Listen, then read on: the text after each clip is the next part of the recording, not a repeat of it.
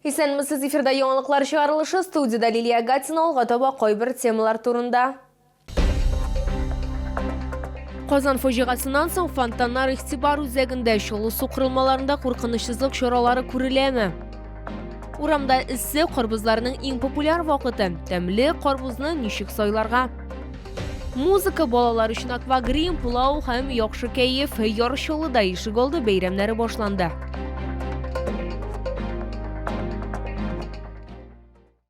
Чаллы фонтаннары янында балаларга өлкәннәрдән башка уйнау тыела. Яшьленчеләр бульварында һәм ГЭС яр буенда фонтан территориясендә үз-үзеңне тоту кагыйдәләре язылган белешмәлекләр урнаштырылды.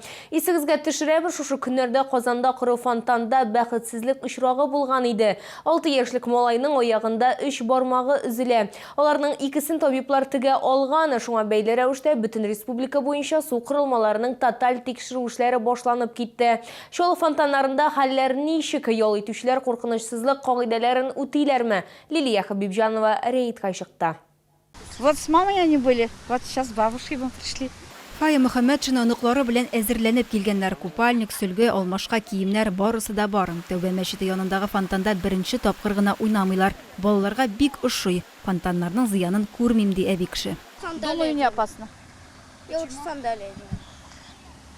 Что там опасного, я ничего не вижу. Вот. Шәһәр фонтаннарын гадәттә иртәнге 10-да кабызалар. Без ярты сәгатькә соңрак килергә булдык. Су кырылмасы янында балалар шактый. Күрәсең, күбесе Казанда булган фаҗигадан хәбәрдар түгел. Фонтан янында үз-үзеңне тоту кагыйдәләре белән дә танышмаганнар ахры. Кайбер балалар ялан аяк уйный. Бу исә кагыйдәләр буенча тыела. Никто, наверное, не задумывается о плохом. Мы просто взяли, но мы здесь не часто, раза 3, близко вот рядом, вокруг ходят. Туда не ходит особо. Ялан аяк йөрүдән тыш фонтанда 14 яшькә кадәрге балаларга өлкәннәрдән башка уйнау, велосипед, самокат һәм коляскаларда йөрү, су агымнарын ябу, шулай ук су эчү тыела. Бу кагыйдәләрне кызганыч күбесе үтәми. Такие взрослые мальчишки как будто вообще ничего не понимают. Садятся, закрывают воду, струю, чтобы она не шла. В общем, безобразие. Родители сидят, но никто не говорит, что нельзя, не подходите. Я удивляюсь, что родители позволяют. Во-первых, мне кажется, и вода грязновата. Во-вторых, действительно это небезопасно. Фонтаннар янында шулай ук тәмәке тарту, спиртлы эчемлекләр куллану, рәшәткәләргә чүп ташлау һәм алар өстеннән үкшәле аяк киемнәре белән йөрү тыела. Белешмә такталарында милек бузу өчен җаваплылык турында да искә төшереп узганнар. Ашыгыч хезмәт номерын язганнар. Лилия Хабибжанова, Ленар Султанов, яңалыклар. Урамда эссе карбызларның иң популяр вакыты, тик баллы җиләкнең зыянда китерергә мөмкин икәнлеге турында ойлаганыгыз бар иде микән? Ни өчен ул зыянлы һәм тәмле карбызны ничек сайларга? Толырак алдагы материалда. Киштәләргә ләккәнче теләсә кайсы продукт һәм карбыз да искәрмә түгел, җентекле тикшерү узан. Бу хакта безнең сыйфат контроле белгечләре ышандыра. Карбыз партиясыннан берсен сайлап алалар, лабораториядә аны кисәләр, йомшак өлешен кыргычтан чыгаралар, махсус прибор белән нитратлар булып булмауга тикшерәләр. У нас есть аппарат нитрат-тест. Мы измеряем как раз, который измеряет содержание нитратов в овощах, ягодах, фруктах. И измеряем. И при норме, при допустимой норме арбуза 60 мг на килограмм веса у нас обычно 30, 20, до 40 даже не доходит миллиграмм на килограмм. Анализ нәтиҗәләре буенча җиләк сыйфатсыз икән, барлык партияны бетерәләр. Белгечләр акт төзи, җитәкчелек җыела һәм хәлгә ачыклык кертү өчен сатучы чакырыла. Сатучыларның сүзләренә караганда, аларның продукциясен атнага бер тапкыр тикшерәләр. На данный момент у нас арбузы идут Дагестан, узбекские были уже кончились, может у кого-то остались. Сейчас сезон Дагестана, ждем, вот должны быть Волгоград и Астрахань. Как часто вы их отдаете в лабораторию на проверку? Раз в неделю у нас по пятницам мы отдаем в лабораторию целый арбуз. Там смотрят нитраты, содержание. Если были бы, наверное, нарекания, нам, наверное, не разрешили бы хчевыми торговать. Карбыз сайлаганда белгечләр җиләкнең бөтенлегенә һәм өзелгән урында сабагына игътибар итәргә киңәш итә. Обращаем внимание на внешний вид арбуза, ягоды, чтобы была без трещин, без побоев, без гнилостных точек, и чтобы хвостик арбуза был сухой. Әмма иң беренче чиратта карбызны дөрес һәм тикшерелгән урында сатып алырга кирәк. Лилия Гатина, Русланбек Мухаметов, Кирилл Хабзей, яңалыклар. Музыка балалар үшін аквагрим, плау һәм яхшы кәйеф яршылыда ишек алды бәйрәмнәре башланды. Шушы көннәрдә улым беренче комплекста узды. Толырак алдағы сюжетта.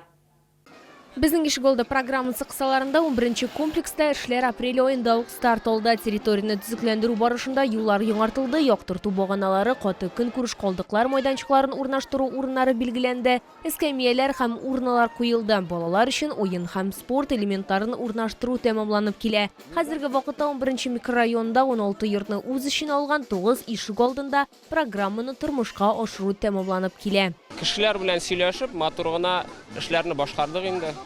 Авырлыклар булды, бәлки без аларны эшләдек. Бар да яхшы.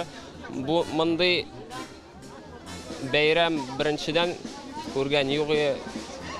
Бик зур рәхмәт безнең кешеләргә, бу барлык клофлар өчен. Бу беренче тапкыр мин вообще опытта гомумән бик зур рәхмәт. Музыка балалар үшін аквагрим һәм плов. Шулай итеп 11-нче комплекста яшәүчеләр яхшы һәм оператив эш алып барганнары өчен хезмәткәрләргә рәхмәт белдергә булдылар. Очень красивый двор стал. Не только двор, комплекс.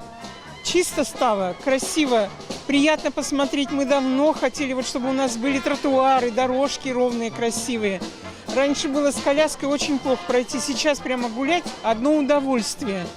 И зелень нашу сохранили, наш вот сквер сохранили. Изменения у нас 100%. У нас новая детская площадка, новая дорога, парковочные места. Ну, все идеально. Очень приятно, то, что люди ценят нашу работу, то, что мы видим, что мы работаем для кого-то, а не просто так. Работа проходила с поддержкой ЖЭКа, жители, машины не ставили, все помогали нам. Общими усилиями мы сделали. Бәйрәм чарасында район башлыгы Эдуард Фаттахов та катнашты. Вот у нас получился такой, буквально за один день, такой чудесный праздник. Но я думаю, что и строителям сегодня приятно, то, что их труд оценили, сказали им спасибо за то, что они делают. Я думаю, что это правильно, очень справедливо. И это по-чаунински. Исегезгә төшерәбез, 2022 елда Яршалыда барлыгы 119 ишек алды төзекләндереләчәк. Шуларның 42-се Үзәк районда. Лилия Гатина, Ленар Султанов, яңалыклар. Бу сезгә җиткерәсе соңгы мәгълүматыбыз иде. Мин Лилия Гатина сезнең белән сау булашам. Исән-имин булыгыз.